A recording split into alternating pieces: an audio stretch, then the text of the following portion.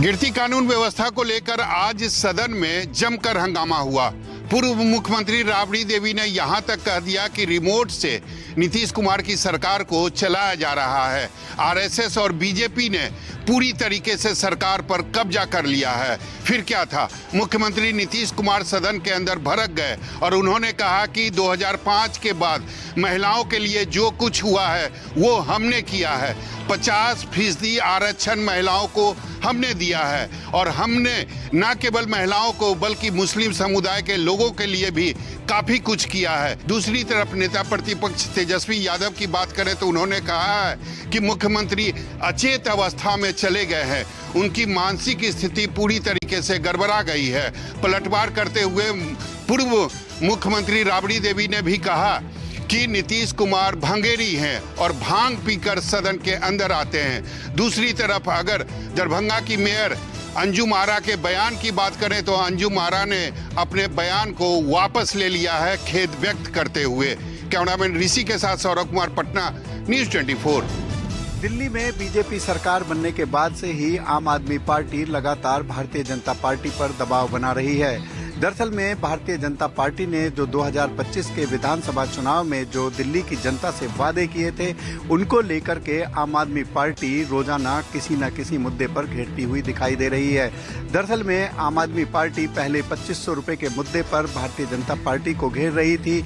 अब नया मुद्दा जो है वो सिलेंडर का लेकर के आम आदमी पार्टी आ गई है। जिस तरीके से बीजेपी ने चुनाव में वादा किया था कि दिल्ली की जनता को होली और दीपावली के मौके पर 2 सिलेंडर मुफ्त दिए जाएंगे।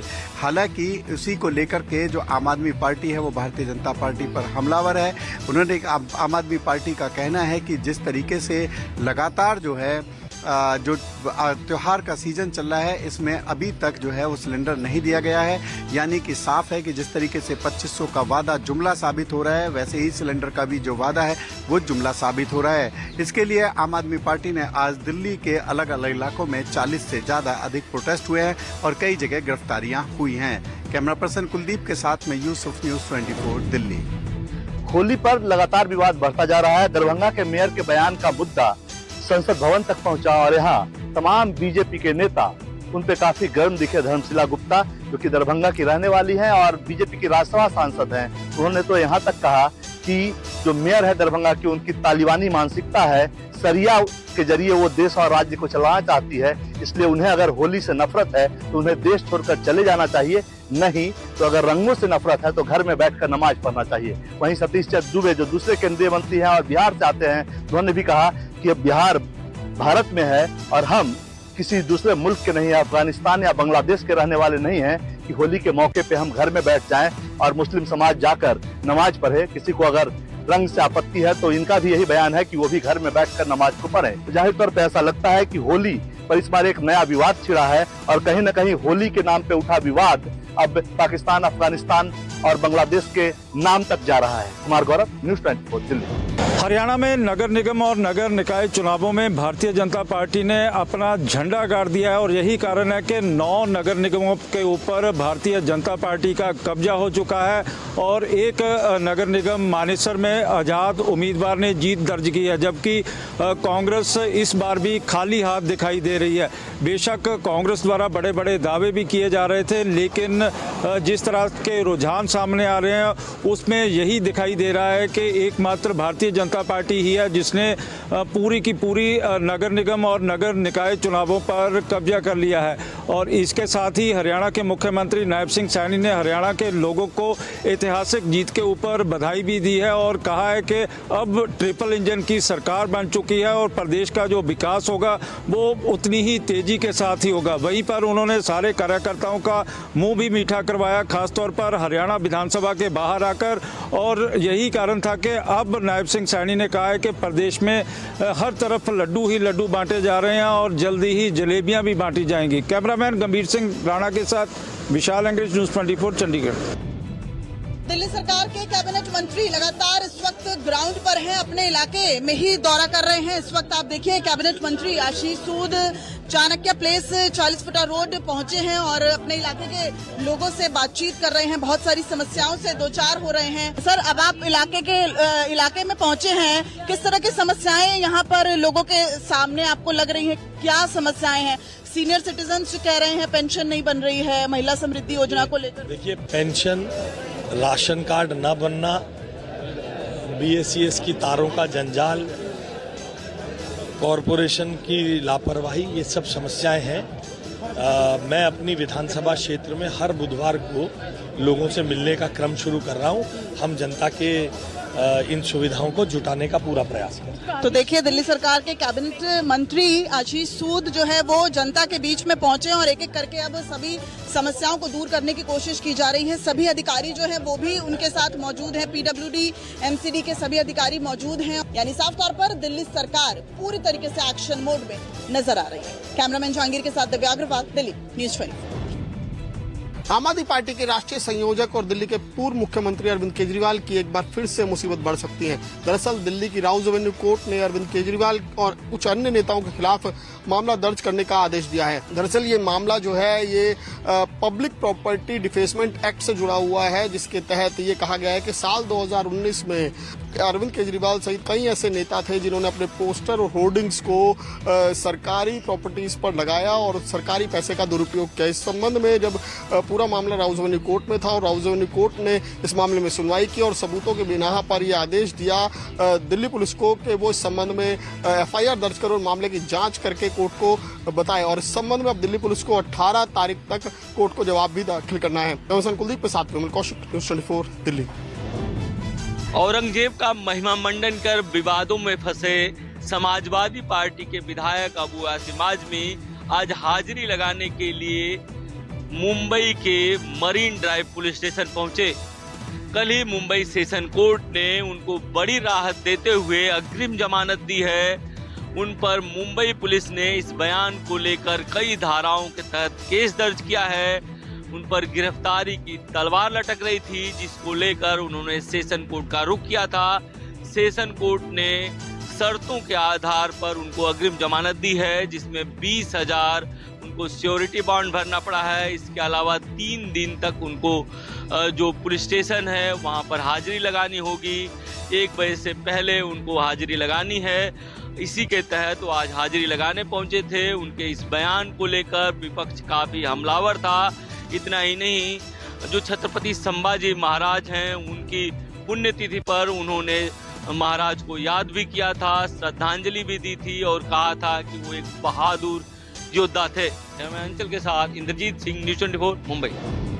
मध्य प्रदेश विधानसभा में आज मोहन सरकार का 4,21,032 करोड़ का बजट पेश किया गया, जिसमें खास बात यह है कि लाडली बहना योजना की जो महिलाएं हैं उनको जो योजना में अटल पेंशन योजना को तो जोड़ा ही गया है। साथ में मध्य प्रदेश में जनता पर किसी भी तरह का कोई भी नया टैक्स नहीं लगाया गया। हालांकि ये बात अलग है कि जो टैक्स है, पुराना जो टैक्स था उसमें भी किसी भी तरह की कोई रियायत नहीं दी गई है। आपको बता दें कि इसके अलावा अलग अलग तरह के क्षेत्रों के लिए अलग तरह की योजनाओं के प्रावधान भी किए गए हैं। जिसमें बात की जाए तो 39 नए उद्योगों में 3 लाख लोगों को रोजगार देने की बात भी कही गई है। साथ में मध्य प्रदेश में 11 नए आयुर्वेदिक कॉलेज खोले जाएंगे।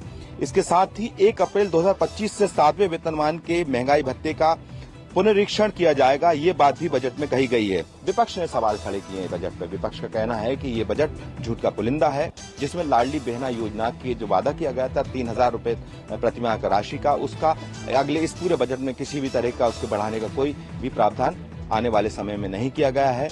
इस तरह के आरोप विपक्ष की तरफ से लगाए गए हैं। कैमरा पर्सन कमलेश व्यास के साथ विपिन श्रीवास्तव, न्यूज़ 24 भोपाल। मॉरिशस दौरे के दूसरे दिन आज प्रधानमंत्री नरेंद्र मोदी ने मॉरिशस के नेशनल डे कार्यक्रम में हिस्सा लिया। ये दूसरा मौका है जब प्रधानमंत्री मोदी मॉरिशस के नेशनल डे कार्यक्रम में हिस्सा ले रहे हैं। साथ ही मॉरिशस ने अपना सर्वोच्च नागरिक सम्मान भी नरेंद्र मोदी को दिया है। आपको बता दें कि इस मौके पर पीएम मोदी ने कहा कि ये मेरे लिए बहुत सौभाग्य की बात है कि मुझे दोबारा मॉरिशस के नेशनल डे पर आने का अवसर मिल रहा है। भारत और मॉरिशस सिर्फ हिंद महासागर के ही नहीं बल्कि साझा सांस्कृतिक परंपराओं और मूल्यों से भी जुड़े हैं। हम आर्थिक और सामाजिक प्रगति के पथ पर एक दूसरे के साझेदार हैं। पीएम ने कहा कि प्राकृतिक आपदा हो या कोविड की विपदा, हमने हमेशा एक दूसरे का साथ दिया है। रक्षा हो या शिक्षा, स्वास्थ्य हो या स्पेस, हम हर क्षेत्र में कंधे से कंधा मिलाकर चल रहे हैं। पिछले 10 वर्षों में हमने अपने संबंधों में कई नए आयाम जोड़े हैं। विकास, सहयोग और क्षमता के निर्णय में हमने नए कीर्तिमान स्थापित किए हैं। इस मौके पर प्रधानमंत्री ने घोषणा किया कि भारत मॉरिशस की नई संसद की बिल्डिंग बनाने में भी मदद करेगा। साथ ही 500 करोड़ मॉरिशियन रुपए की भी मदद भारत करेगा, जिससे स्ट्रेटेजिक पार्टनरशिप भी होगी। साथ ही वहां के कर्मचारियों को भारत में विशेष ट्रेनिंग भी दी जाएगी। मार्गौरव, न्यूज़ 24 दिल्ली। चुनावी साल में पटना वासियों को भी मेट्रो की सौगात बिहार सरकार देगी। दरअसल मुख्यमंत्री नीतीश कुमार लगातार मेट्रो परियोजना की समीक्षा कर रहे हैं और उन्होंने यह निर्देश दिया है कि हर हाल में चुनाव के पूर्व मेट्रो की परियोजना के जो काम है वो पटना वासियों को मिल जाए और इसमें प्रथम जो कॉरिडोर है उस पर परिचालन भी शुरू हो जाए। यह अधिकारियों को निर्देश दिया गया है कि 15 अगस्त तक जो मेट्रो के एक कॉरिडोर है जो मलाही पगड़ी से लेकर बेड़िया बस स्टैंड तक जाना है, वहां पर मेट्रो का परिचालन शुरू कर दिया जाएगा।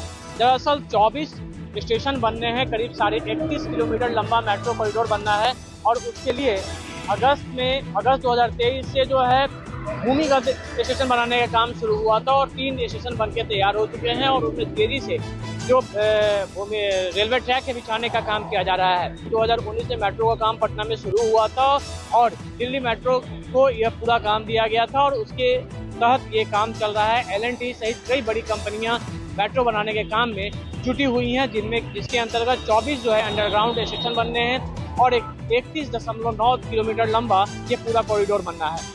कैमरामैन सनी साथ अमिताभ ओझा, पटना न्यूज़ 24। होली से पहले महंगाई भत्ते की मांग को लेकर उत्तर प्रदेश के राज्य कर्मचारी लामबंद हो गए हैं। राज्य कर्मचारी संयुक्त परिषद ने इसके लिए मुख्यमंत्री योगी आदित्यनाथ के साथ प्रधानमंत्री नरेंद्र मोदी को भी ज्ञापन भेजा है। राज्य कर्मचारी संयुक्त परिषद ने केंद्र सरकार से होली से पहले महंगाई भत्ते का आदेश जारी करने की मांग की है। इसके लिए परिषद ने प्रधानमंत्री नरेंद्र मोदी और वित्त मंत्री निर्मला सीतारमण को ज्ञापन भेजा है। कर्मचारी परिषद के अध्यक्ष ने बताया कि ज्ञापन में 12 मार्च को प्रस्तावित कैबिनेट की बैठक में 1 जनवरी 2025 से देय महंगाई भत्ता और कोरोना काल में शेष 18 महीने के महंगाई भत्ते पर निर्णय लेने की मांग की गई है। इसमें 1 करोड़ 2 लाख कर्मचारी और पेंशनर्स को लाभ होगा। हालांकि केंद्र सरकार के बाद ही प्रदेश सरकार इसकी घोषणा करेगी। महंगाई भत्ते के लिए राज्य कर्मचारी एकजुट होकर के दबाव बना रहे हैं और साथ ही ये भी कह रहे हैं कि सरकार को उनकी मांगों पर ध्यान देना चाहिए। कैमरा पर्सन धर्मेंद्र कुमार साहू के साथ मानस श्रीवास्तव, लखनऊ, न्यूज़ 24। कश्मीर घाटी के प्रमुख अलगाववादी संगठन अवामी एक्शन कमेटी पर केंद्र सरकार ने 5 सालों के लिए यूएपीए के अंदर प्रतिबंध लगा दिया है और ये प्रतिबंध तब सामने आया है जब अवामी एक्शन कमेटी के चेयरमैन मीरवाइज उमर फारूक, जो हुर्रियत कॉन्फ्रेंस के भी मुखिया होने के साथ साथ कश्मीर घाटी के जामिया मस्जिद के हेड क्लर्क और मीरवाइज कश्मीर भी है, उन्होंने अपनी पॉलिटिकल गतिविधियां कुछ समय से तेज कर दी थी। हालांकि धारा 370 हटाए जाने के बाद ऐसे कई सालों तक मीरवाइज उमर फारूक अपने घर में नजरबंद थे, लेकिन हाल में ही उन्हें छोड़े जाने के बाद मीरवाइज उमर फारूक को न केवल राजनीतिक बयान देने शुरू किए बल्कि सोशल एक्टिविटीज में भी वो बढ़ चढ़ कर शामिल होने लगे। लेकिन अब यहाँ कश्मीर घाटी की सियासत राजनीति के अंदर मीरवाइज उमर फारूक का क्या रोल रहेगा इस प्रतिबंध के बाद, वो देखने वाली बात जरूर होगी। कैमरामैन रशीद के साथ आशीष श्रीनगर, न्यूज़ 24। इलाहाबाद हाईकोर्ट ने संभल की जामा मस्जिद में रंगाई पुताई की अनुमति दे दी है। इलाहाबाद हाईकोर्ट ने मामले की सुनवाई करते हुए एएसआई को संभल की जामा मस्जिद में 1 सप्ताह के भीतर बाहर से सफेदी कराने का निर्देश दिया है। यही नहीं, कोर्ट ने कहा कि ढांचे को बिना कोई क्षति पहुंचाए हुए लाइटिंग का भी इंतजाम किया जाए। यहां आपको ये भी बता दें कि पहले एएसआई ने सफेदी और मरम्मत की जरूरत से इनकार कर दिया था और कहा था कि वहां साफ सफाई कराई जा सकती है। अगली सुनवाई 8 अप्रैल को होगी। दरअसल मस्जिद कमेटी ने रमजान को लेकर एएसआई से जामा मस्जिद में सफेदी और मरम्मत की अनुमति मांगी थी। खास बात ये भी है कि कोर्ट ने ये भी कहा कि अगर राष्ट्रीय धरोहरों के संरक्षण का अधिकार एएसआई के पास है तो आखिरकार संभल की जामा मस्जिद के मामले में अधिकारियों ने अपनी ड्यूटी पूरी क्यों नहीं की। कैमरा पर्सन मिंटू सिंह के साथ अशोक तिवारी, लखनऊ, न्यूज़ 24। देश भर में होली की धूम मचनी शुरू हो गई है। राजस्थान में भी होली को लेकर खास तरह के रंग अब नजर आने लगे हैं। लेकिन इस बीच बीकानेर का फागुनिया फुटबॉल मैच भी अपने आप में खासा लोकप्रिय हो रहा है। इसमें जो लोग होते हैं, कलाकार होते हैं, वे अलग अलग नेताओं के और दूसरे प्रसिद्ध व्यक्तियों के स्वांग रचाकर फुटबॉल का मैच खेलते हैं, जिन्हें देखने के लिए देश विदेश के पर्यटकों के साथ स्थानीय लोग भी भारी संख्या में जुटते हैं। यहाँ पर आपको चार्ली चैपलिन, डोनाल्ड ट्रंप से लेकर तमाम तरह के बड़े नेता मौजूद हैं और उनके जरिए एक मनोरंजक फुटबॉल मैच खेला जाता है और इसी मैच को देखने के लिए लोगों की यहाँ पर खासी भीड़ भी जुटने लगती है। तो कुल मिलाकर देखा जाए तो होली का रंग अब समूचे राजस्थान में नजर आने लगा है और उम्मीद की जा सकती है कि अलग अलग तरीके से होली को लोग यादगार बनाने की अपनी ओर से कोशिश कर रहे हैं, जिसमें पारंपरिक होली का दृश्य नजारा भी शामिल है। श्रीवत्सन, जयपुर, न्यूज़ 24। म्यांमार से डिजिटली अरेस्ट गैंग की चंगुल से छुड़ाकर लाए गए 17 भारतीयों को गाजियाबाद उतारा गया और 21 युवकों को बस से बीती रात लखनऊ लाया गया। यहाँ एलआईयू की टीम ने पुलिस लाइन में उनसे करीब 5 घंटे तक पूछताछ की। फॉर्म पर उनके नाम, पिता का नाम, पता, मोबाइल नंबर, म्यांमार में रहने वाले भारतीयों की डिटेल भरवाई, कई सवालों के जवाब लिखवाए। ये युवक बस से उतरने के बाद चेहरा छिपाते नजर आए। कैमरे पर इन्होंने किसी से बात नहीं की, लेकिन ऑफ द कैमरा युवकों ने जो बताया वो काफी हैरान करने वाला था। डिजिटली अरेस्ट गैंग ने अलग अलग फ्लैट और गैरेज में बंद करके रखा जाता था। 18 घंटे तक काम करवाते थे। करीब 6 महीने तक कैद रखा गया। जिंदगी जीना जानवरों से बदतर हो गया था। एक दिन में एक बार खाना मिलता था। सोशल मीडिया पर जॉब पोस्ट देखी थी। सारे डॉक्यूमेंट जमा करने के बाद इंटरव्यू हुआ। अच्छी सैलरी, बेहतर सुविधाओं की बात कहकर टूरिस्ट वीजा पर म्यांमार बुलाया गया। वहीं एलआईयू की पूछताछ में एक बात कॉमन निकल कर आई। इस ठगी गिरोह को चीन से ऑपरेट किया जाता था। जालसाजी कॉल सेंटर का डाटा चीन को भेजा जाता था। साइबर ठगी के लिए टेलीग्राम का इस्तेमाल किया जाता था। कैमरा पर्सन मिंटू सिंह के साथ Manoj Pandey, Lucknow, news 24। Supreme court और नेशनल ग्रीन ट्रिब्यूनल के आदेश के बाद अजमेर के अन्ना सागर के किनारे पर बने 7 वंडर्स को पूरी तरह तोड़ दिया गया है। दरअसल अजमेर को केंद्र सरकार ने साल 2016 में स्मार्ट सिटी बनाने का ऐलान किया था और उसके तहत करोड़ों रुपए यहां पर विकास कार्यों के लिए भेजे थे। लेकिन आरोप है कि पिछली सरकार ने इन पैसों का उपयोग अन्ना सागर के तट पर 7 वंडर्स बनाने में लगा दिया, जिस पर 80 करोड़ रुपए से भी ज्यादा का खर्चा आया। अब नेशनल ग्रीन ट्रिब्यूनल ने इसे नियम कायदों की अवहेलना मानते हुए, पर्यावरण के खिलाफ मांगते हुए इसे तोड़ने का आदेश दे दिया। बीजेपी के मंत्रियों का कहना है कि सरकार की ओर से, पूर्ववर्ती सरकार की ओर से सभी नियम कायदों को ताक पर रखकर इसे बनाया गया था और किसी भी कीमत पर पैसों की इस तरह से बर्बादी नहीं होनी चाहिए। वो पैसे भी अजमेर सिटी को स्मार्ट सिटी बनाने के लिए जारी किए गए थे, जबकि उनका उपयोग गलत तरीके से इस तरह के नियम विरुद्ध कार्यों पर किया गया। फिलहाल तो इसे लेकर राजनीतिक आरोप प्रत्यारोप का दौर जारी है। श्रीवत्सन, जयपुर, न्यूज़ 24।